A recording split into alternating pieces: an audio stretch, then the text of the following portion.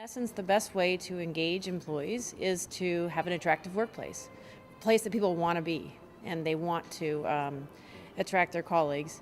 So one of the things that I find is best about attracting and engaging employees is to start with leadership. You really want to start with who is it that's going to attract and engage your employees. Is that it still boils down to leadership. Leadership is really the bottom line for how to attract and retain employees. There's really no difference.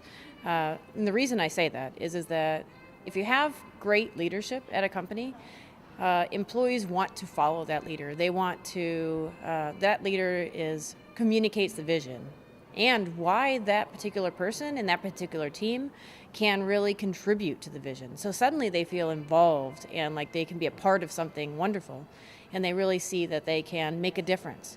And so it really boils down to leadership. And then when you talk about retaining them, it's continually making sure that they understand how they can add value, how they contribute, giving them room to fail. I mean, it sounds odd, but these days, if you can give somebody room to fail and experiment, they're going to feel all the more empowered because they know that you're there to support them and that they can actually succeed now, because it's hard to succeed on your first tryout. It's a real challenge to retain top talent today, and they're being courted. So the key thing is, how do you involve them in the future of the company? It does boil down to leadership, and how do you make sure that they are a part of something that will continue on in the future, and mix it up a little bit. You mentioned training and development previously. So there's online learning, there's in-person learning, there's teamwork, events, workshops. There's a bunch of ways that you can mix it up a bit, because in today's business environment, having a mix and different things is really beneficial for retaining employees. The customers and suppliers can be really key in terms of retaining employees. You want to involve cross-functional teams and cross-organization teams. So I've worked in many situations where if you get an employee that's collaborating with their customers or with their suppliers or both, and other folks that are related to the organization, engineering with accounting, I mean, some odd pairings sometimes that seem strange.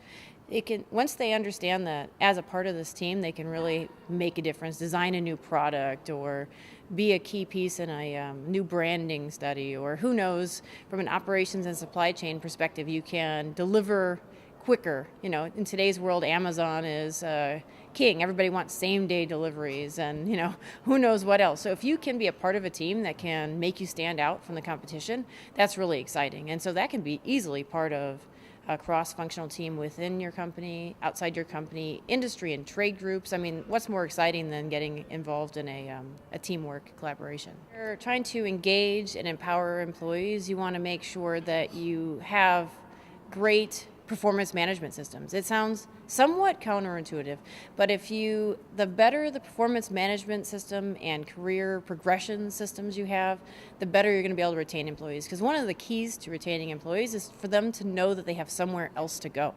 So you can create cross-functional teams and come up with great ways for them to gain and widen their experience, but they also typically want to move up the ladder. And so if there's just one path that they can think of, like maybe replacing their boss, that could be, in their mind, take forever to do. So you want to find ways for them to feel like they have opportunities to move within the company. So if you can make that a part of your conversations, your day-to-day conversations, certainly your performance management process, you're going to have employees that are there to stay. Is that those companies that can retain their top talent, it's far more important than even attracting top talent, because if they can retain their top talent, they're going to be widely successful because they already have people who are interested in the company, are aware of the company's policies, and they are excited about the products. They don't have to train anybody new. So if you can find a way to develop and retain your top talent, you'll be widely successful. And of course, one of the ways to do that is also to make your company attractive to new talent.